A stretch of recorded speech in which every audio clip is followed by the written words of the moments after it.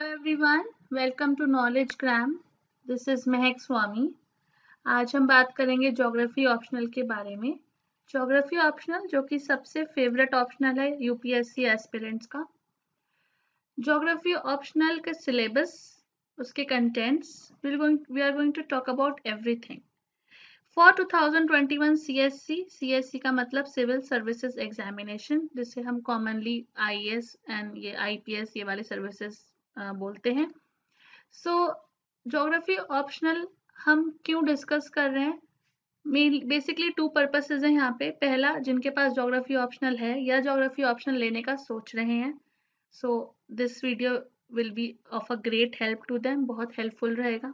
Secondly, जिनके पास geography optional नहीं है या जो ऑप्शनल को सर्च करना चाहते हैं, या फिर जिनको अभी अभी जिन्होंने सिविल सर्विसेज की तैयारी शुरू करी है या किसी भी एम से वो इस वीडियो को देख के ज्योग्राफी ऑप्शनल के बारे में समझना चाह रहे हैं। सो ये दो इस वीडियो के पर्पसेज हैं। इसमें हम ज्योग्राफी का सिलेबस डिस्कस करेंगे। हम देखेंगे कि why geography is so favourite, why it is the one which is getting maximum marks, इतनी स्कोरिंग क्यों है, इतनी लॉजिकल साइंटिफिक ये सब क्यों है, ऐसा ज्योग्राफी का इतना नेम क्यों है ऑप्शनल्स में। So before moving to the syllabus, let me talk a little bit about myself. My name is Mehak Swami and मैंने geography में graduation और post graduation किया है from Delhi University, and मैंने UGC NET, जिसे हम NTA NET कहते हैं, वो 3 times qualify किया है। Also मैंने state PCS के मेंस में geography optional लिखा है, and recently मैंने अरिहंत publications के लिए geography book co-author करी है। So let's talk about geography optional now. Please subscribe to KnowledgeGram before moving forward. Right. So geography optional जो है उसके basically 2 parts हैं, एज इन हर ऑप्शनल के ऑप्शनल पेपर 1 और पेपर 2 होता है, इसमें भी पेपर 1 और पेपर 2 है। पेपर 1 में फिर 2 पार्ट्स हैं जिसको हम फिजिकल और ह्यूमन ज्योग्राफी बोलते हैं या उसमें उसको बांटते हैं। तो if I start with physical geography, उसके अंदर भी 5 सब हेडिंग्स हैं: geomorphology, climatology, oceanography, biogeography and environmental geography. तो सबसे पहले मैं जियोमॉर्फोलॉजी की बात करना चाहती हूँ। पहले अब हम जब डिस्कशन पे जा रहे हैं उससे पहले हमें एक बात बहुत अच्छे से क्लियर कर लेनी चाहिए कि geography as an optional is like it's not very difficult, it's not difficult at all, it's a very logical and conceptual paper, conceptual subject rather, बहुत ही concept based subject है। इसे कोई भी person कर सकता है, जो भी जिसको भी इसमें interest आ रहा है, जो भी इसके logic समझ सकता है, जो भी practice करेगा वो इस geography को समझ सकता है।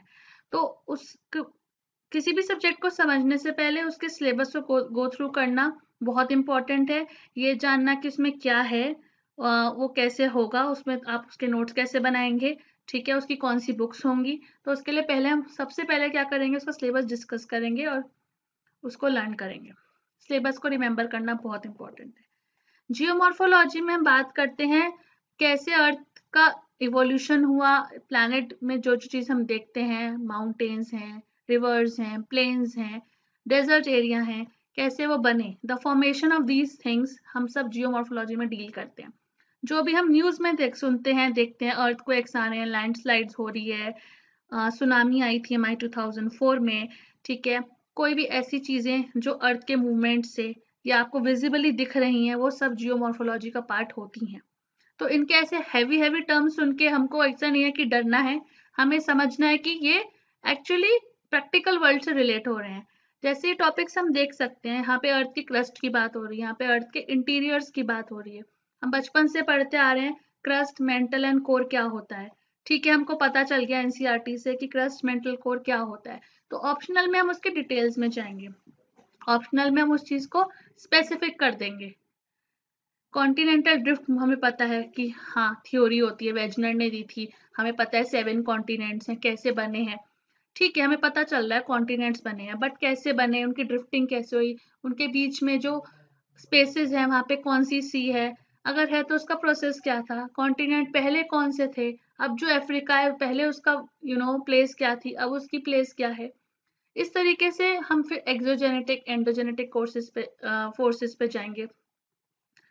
एंडोजेनेटिक जो ओरिजिनेट कर रहे हैं विद इन अर्थ, एक्सोजेनेटिक जो आउटर फोर्सेस हैं। ठीक है, हम इसकी सारी बातें करेंगे। अभी जब आगे पूरा ऑप्शनल सीरीज चलेगा तो सारे टॉपिक्स कवर होंगे, एक्सोजेनेटिक पे होगा, एंडोजेनेटिक पे होगा, एग्जाम्पल्स के साथ होगा।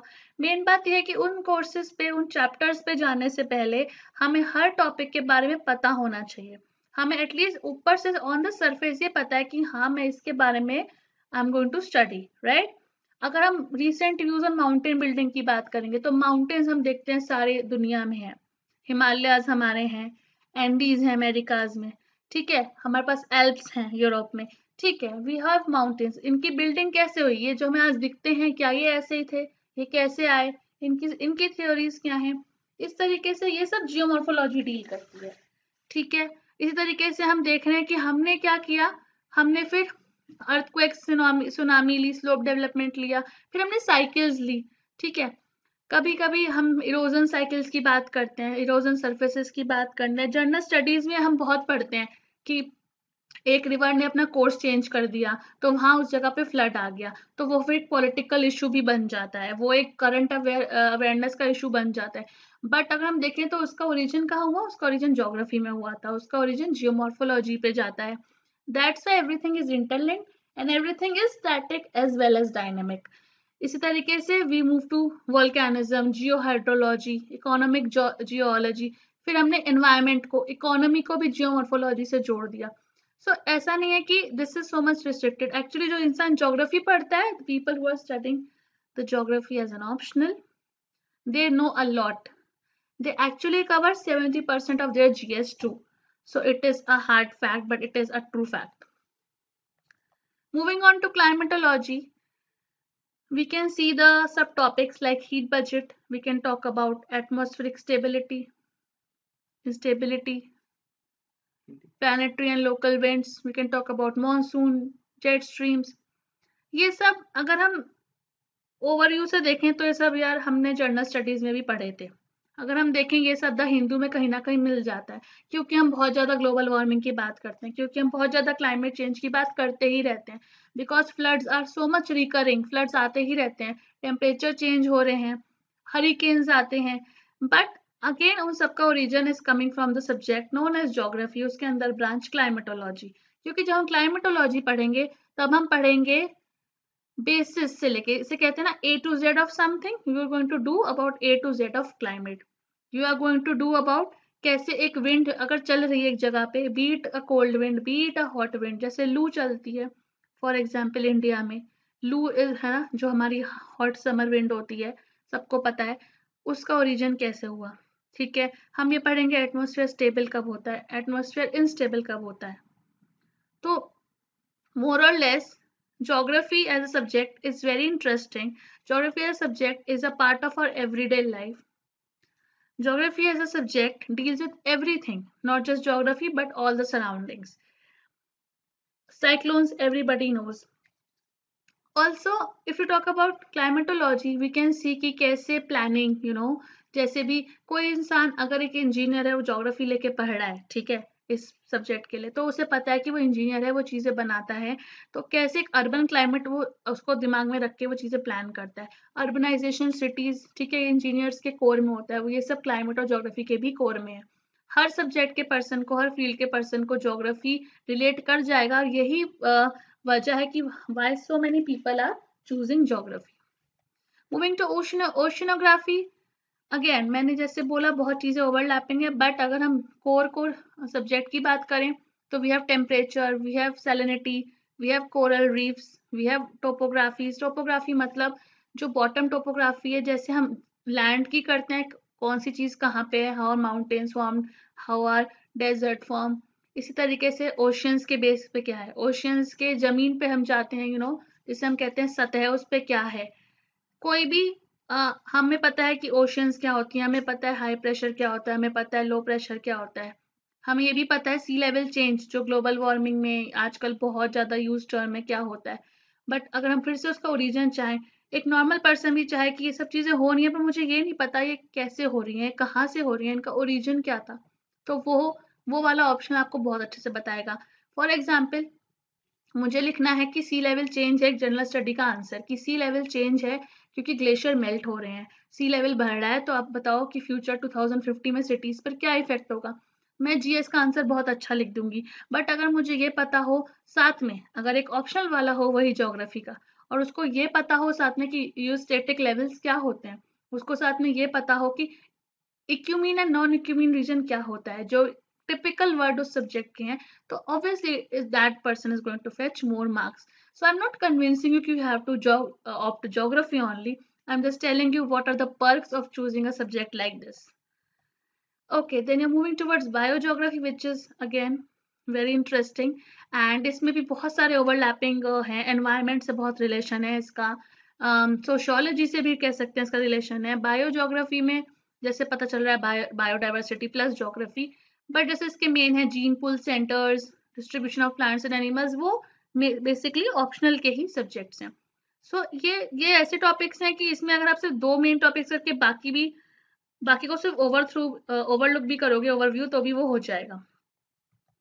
Environmental geography, everything related to the environment, ठीक है, टचिंग ऑल द छोटा इश्यूज ऑफ ज्योग्राफी, साथ में एनवायरमेंट को बैलेंस करते हुए हम सब चीजें इसमें कवर करनी है। इसमें एनवायरमेंटल लॉज भी डाले गए हैं। इसमें एनवायरमेंटल लॉज इसलिए डाले गए हैं क्योंकि it's the need of the hour. Then you come to human geography, the part 2 of paper 1, where you have 5 subtopics again: perspectives in human geography, economic geography, population and settlement geography, regional planning and models. Perspectives में हम बात करते हैं quantitative revolution, areal differentiation, radical behaviouralism, all the approaches, मतलब जो भी लोगों ने जो भी अप्रोच लगाई है, जो भी हमने फिजिकल ज्योग्राफी में होता है, साइंटिफिक, बिल्कुल प्रैक्टिकल, लॉजिकल, सबका रैशनल होता है कि ये चीज ऐसे हो रही है, अगर क्रस्ट वहां पे है तो कैसे बनी है, अगर 2 प्लेट सबसाइड करनी है, प्लेट टेक्टोनिक से अर्थक्वेक आ रहा है तो ऐसे हो रहा है। जब पर्सपेक्टिव्स डाल दिए, इसका मतलब हमने लोगों के थॉट्स डाल दिए, हमने थियोरीज डाल दी, हमने फिलोसफर्स, जोग्राफर्स, एस्ट्रोनॉमर्स सबकी थ्योरीज डाल दी कि they believed like this, so this thing has happened, उन्होंने ऐसा सोचा इसलिए ऐसी चीज हो रही है। जैसे 1960s की बात है, सब लोगों ने बोला कि बहुत सारी थ्योरीज हो गई, अब हम स्टैटिस्टिक्स डालेंगे ज्योग्राफी में, अब हम स्टैटिस्टिक्स यूज करेंगे चीजों को कैलकुलेट करने में, जैसे कितना क्रॉप प्रोडक्शन है, जैसे इंडिया में हम बताते हैं कि वीट रेवोल्यूशन है, कैसे पता चला कितने टन्स ऑफ वीट आ रहा है, इंपोर्ट हुआ है, कैसे पता चला किस एरिया में कितनी प्रोडक्टिविटी है, किस एरिया में कितना राइस हो रहा है, तो ये सब क्वांटिटेटिव रेवोल्यूशन की वजह से आया है।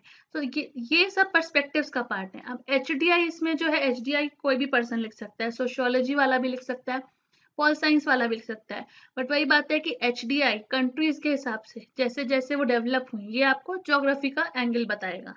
So that is what perspectives in human geography holds for us.